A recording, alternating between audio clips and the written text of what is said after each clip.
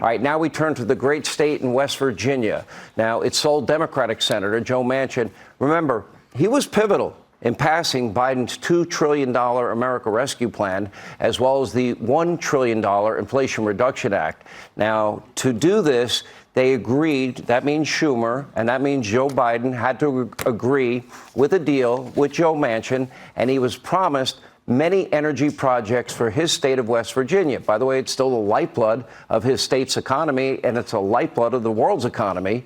But both a key pipeline and other incentives involving batteries, they all have been upended at the federal level. In other words, Joe went along with the climate alarmist cult, and they broke their promise to Joe Manchin.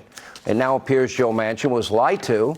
He is now blasting what he calls Joe Biden's deficiency of leadership. He is accusing his own party of abusing their power, and he's here to talk about it. West Virginia Senator Joe Manchin. Senator, welcome to the program. Good to be with you, Sean. No, Senator,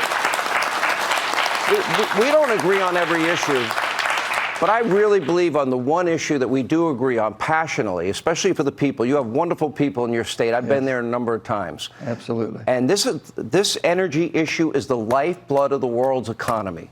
You made a deal with Chuck Schumer and Joe Biden. Did they break their word to you? Well, basically, they broke their word to the American public. And what had happened is I had an opportunity to write a piece of legislation. The total cost of the bill was $687 billion over 10 years. That's how much money would be basically appropriated for this bill was raised. And $384 billion went directly to energy. I had a chance to write the energy portion would give us energy security. The Ukraine war breaks out, Sean. Putin weaponizes energy. We can't help our allies. We see what's happening. We're not even energy independent ourselves. You cannot remain and be the superpower of the world unless you have energy independence and energy security. We have the gas, and we have the oil, we have the coal. We can do it better and cleaner than anywhere in the world. And so this piece of legislation was balanced. 10 years that we're going to have enough fossil to run our country and to help our allies around the world. And we also be investing in the new technology for the future. Now, they've disregarded that completely, what was agreed upon, and they know exactly what we agreed upon. This was energy security, and you have not heard the word energy security out of their mouth since it was passed. It's all about environment. You know, I look at this, Senator, and it really scares me because we were energy independent. Now we're energy dependent once again. That is hurting not only your state, your economy. Think of all the benefits of being energy independent. It's good for national security. We don't need to count on countries that we know don't like us for the lifeblood of our economy. It's good for high-paying career jobs in the energy sector, and we could be energy dominant, and we could be providing all of our Western European allies with all the energy they need because we have so much in terms of natural resources. Well, we're producing more than we have in the past. 2019, for a short period of time, we were producing about 13 million barrels of oil a day.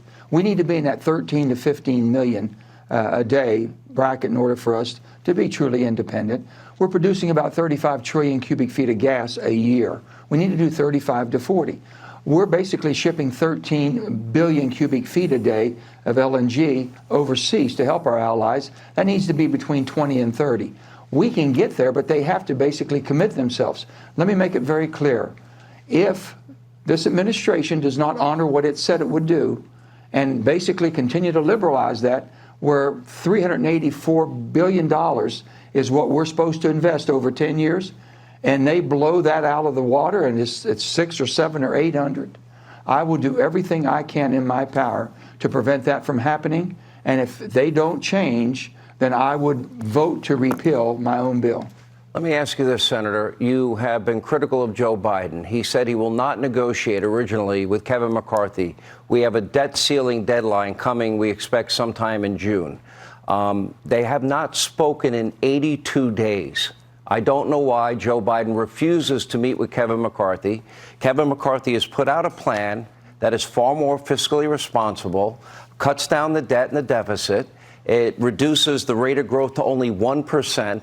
I think it's a good plan. You seem to think it's a good plan. Why isn't the president willing to talk to the Speaker of the House? Well, I can't tell you why, but I can tell you one thing. I've done everything I can to say that this is a responsibility, this is his job, this is a responsibility of the leader of the free world and definitely the United States president. He has to negotiate. This is what we're all about.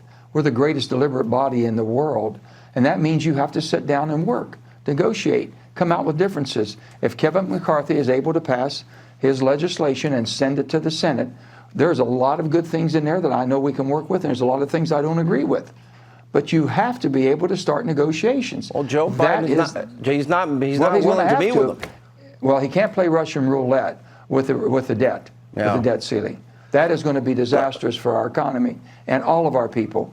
You know, the American people, all segments of our society, Sean, are just fed up with all of this back and forth, calling each other names, fighting and arguing.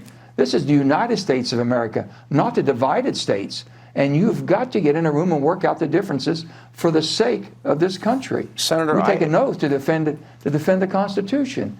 And it just makes me so I would sick. find it very, very hard.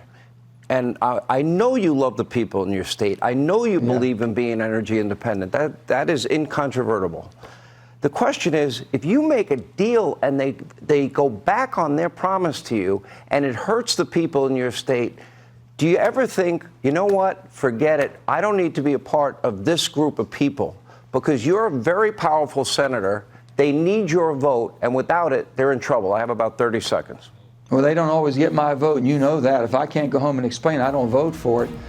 And I think about that every day. Why am I a Democrat when everybody's going in different directions? But parties should not make who you are as a person. You should be a person who's committed to this country and your state first before the parties take control of you. And they're not going to take control of me. Glad to hear that. All right. I think you set a record. The first Democrat to get applause.